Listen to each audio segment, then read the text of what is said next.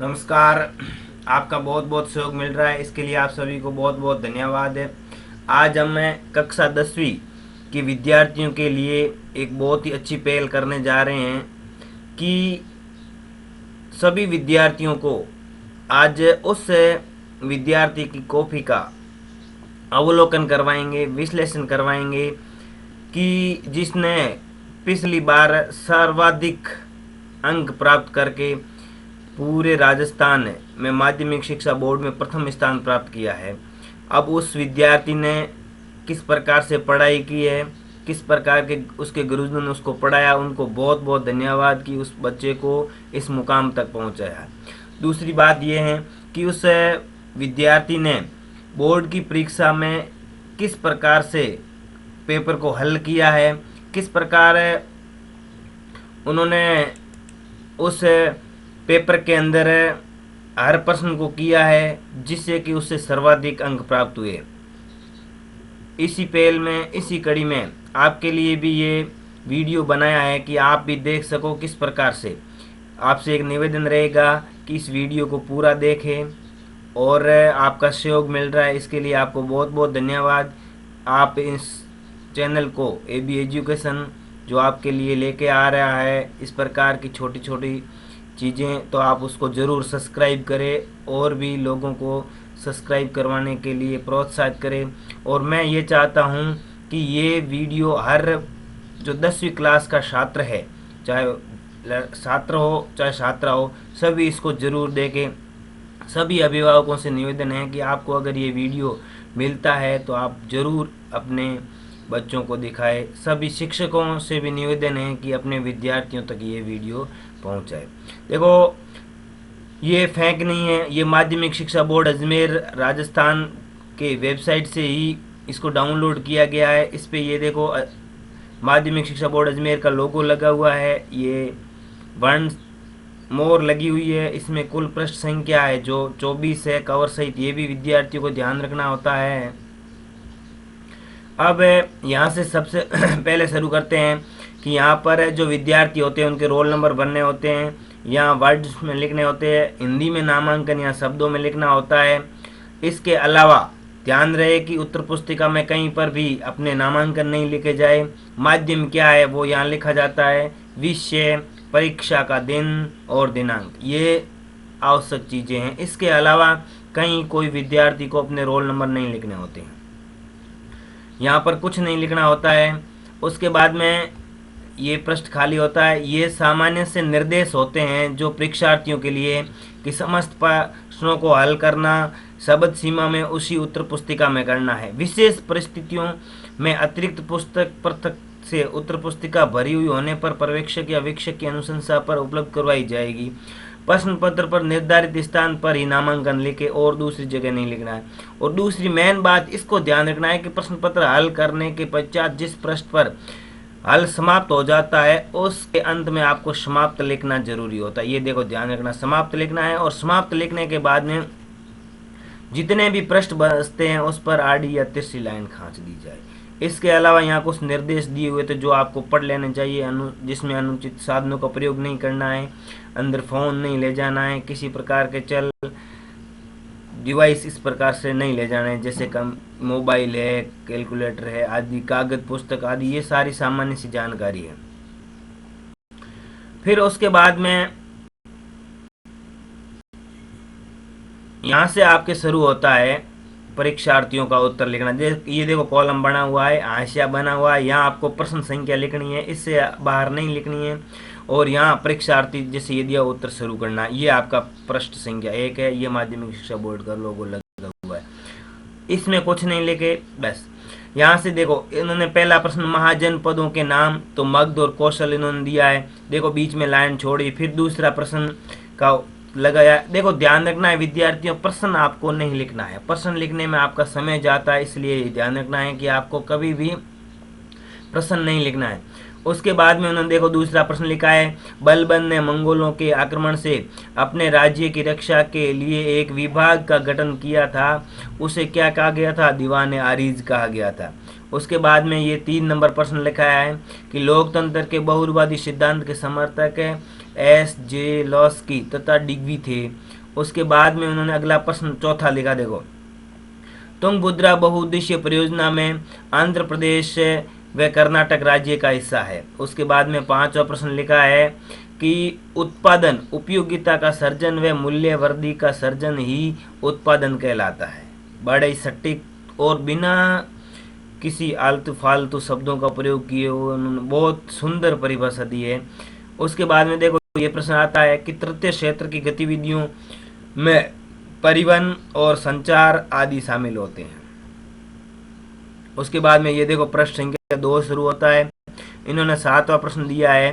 7वां प्रश्न लिखा है कि नीति आयोग का कार्य, तो इसे थिंक टैंक की योजना बनाया गया है जो नीति आयोग के ही उपसमूह ज्ञान व नवाचार हब द्वारा किया हुआ बताया गया है। उसके बाद में 8वां प्रश्न देखो मांग प्रेरित मुद्रास्फीति क्या है, तो समग्र मांग में वृद्धि की स्थिति से उत्पन्न मुद्रास्फीति मांग से प्रेरित मुद्रास्फीति कहलाती है। देखो इन्होंने बीच में लाइन छोड़ी है, सुंदर तरीके से लिखा है, लिखावट भी सुंदर है। और इसमें मुख्य बात देखो, इसमें किसी प्रकार की जो वर्तनी संबंधी अशुद्धियां नहीं है। गरीबी के दुष्चक्र का निहितार्थ क्या है, रेनगार नरसे के अनुसार कि कोई देश गरीब हैं क्योंकि वे पहले से ही गरीब हैं और गरीबी का कारण गरीबी ही है, वह गरीब का प्रभाव भी गरीबी है। उसके बाद में ये प्रश्न आया है कि 10वां है मौसमी बेरोजगारी किसे कहते हैं, तो मौसम के प्रतिकूल होने पर उत्पन्न बेरोजगारी को मौसमी बेरोजगारी कहा जाता है। देखो इसमें मौसम के प्रतिकूल यानी जैसे प्रकार से मान लीजिए ग्रीष्म ऋतु के अंदर जो व्यवसाय चल रहे हैं वो सर्दी ऋतु आने पर बंद हो जाते हैं, तो यही मौसमी बेरोजगारी होती है। यानी कि एक मौसम के प्रतिकूल होने पर उत्पन्न जो बेरोजगारी होती है उसी को कितनी उदाहरण, यानी कि एक ही शब्द के अंदर मौसम के प्रतिकूल होने पर जो बेरोजगारी उत्पन्न होती है उसे मौसमी बेरोजगारी का। उदाहरण के लिए भारतीय कृषि में उत्पन्न बेरोजगारी जैसे मौसम के प्रतिकूल होने पर जो मौसम के अनुसार बदलती रहती है उसे मौसमी बेरोजगारी कहा जाता है। एक राज्य के मुख्यमंत्री होने के नाते हम विधानसभा के नेता के रूप में निम्न कार्य करेंगे। यानी कि यह प्रश्न ये कि मुख्यमंत्री का क्या कार्य होता है जो विधानसभा में, तो धन विधेयक सहित अन्य विधेयकों को विधानसभा में प्रस्तुत करवाना, कानून निर्माण की प्रक्रिया में राज्यों की महत्वपूर्ण निर्णय आदि लेना। तो ये कितना, फिर देखो यहाँ प्रश्नों के बीच में गैप छोड़ा गया है। फिर ये 13वां प्रश्न लगवाया गया है कि चावल उत्पादन के लिए 19 से लेकर 27 सेंटीग्रेड तापमान की आवश्यकता होती है तथा 75 से लेकर 200 सेंटीमीटर तक वर्षा की आवश्यकता होती है। अब यहाँ देखो सूची कितनी बढ़िया तरीके से सूची बनाई हुई है कि यहाँ पर एक तरफ कोयला दिया हुआ है और उसमें कार्बन की मात्रा दी हुई है। बिट्यूमिन्स कोयले में 75 से लेकर 80 तक कार्बन की मात्रा होती है, लिग्नाइट में 35 से 50 तक होती है, पेट के अंदर 15 से 35 और एंथ्रासाइट जो सबसे अच्छा कोयला माना जाता है उसके अंदर 80 से 90% तक कार्बन की मात्रा होती है। तो ये इस प्रकार से बनाया हुआ है। फिर ये प्रश्न पूरा हो जाता है। उसके बाद देखो कि लखनऊ के समीप गोमती नदी में मछलियों के मर जाने का कारण वहां पर स्थापित कागज व गन्ने के उद्योग द्वारा निकला प्रदूषण माना जाता है। हम इसे कम करने के लिए निम्न उपाय कर सकते हैं। तो पहला उपाय क्या बताया गया है कि औद्योगिक इकाइयों को नदियों में से कुछ दूर स्थापित करना चाहिए, लगाना चाहिए। औद्योगिक अपशिष्टों को नदियों में न डालकर अन्य विधियों भस्मीकरण आदि से उनका निस्तारण करना चाहिए। बहुत सुंदर लिखा है देखो। उसके बाद देखो ये किस प्रकार से इन्होंने प्रश्न लिखा है। 16वां प्रश्न है कि राजस्थान में बालिका शिक्षा को बढ़ावा देने के लिए चलाई जाने वाली योजनाएं कौन कौन सी है। तो एक तो गार्गी पुरस्कार दिया जाता है, आपकी बेटी योजना है, देवनारायण छात्र स्कूटी वितरण व साइकिल वितरण योजना है, कस्तूरबा गांधी आवासीय बालिका विद्यालय और ग्रामीण बालिकाओं के लिए जो ट्रांसपोर्ट वाउचर आपको विद्यालय द्वारा प्रदान किया जाता है। तो ये सारी की सारी विशेषता है कि राजस्थान सरकार द्वारा जो बालिका शिक्षा को बढ़ावा देने के लिए चलाई जा रही। उसके बाद में देखो ये कितना सुंदर लिखा है कि इंटरनेट के महत्व को क्या है कि किसी भी सूचना को दूर दराज स्थानों पर भेजना ही सबसे इसका महत्व बताया गया। उसके बाद में वीडियो कॉन्फ्रेंसिंग द्वारा परस्पर मेल मिलाप होता है। किसी भी जानकारी को सरलता से पाना या देना।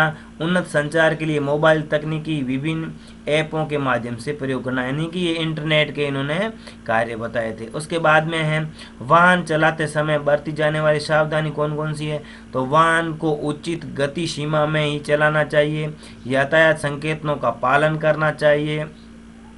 मादक पदार्थों के सेवन पर वाहन नहीं चलाना चाहिए। कोहरे आदि की स्थिति में इन स्थितियों में प्रशिक्षित होने पर ही वाहन चलाना चाहिए। अब है स्वच्छता के प्रकार। तो पहला सामूहिक स्वच्छता माना गया है कि सामूहिक स्वच्छता का संबंध ग्रामीण द्वारा खुले में मल मूत्र त्यागने के संदर्भ, यानी सामूहिक पूरा समूह द्वारा या समाज द्वारा जो सामूहिक पहल की जाती है उससे सामूहिक स्वच्छता कहा जाता है।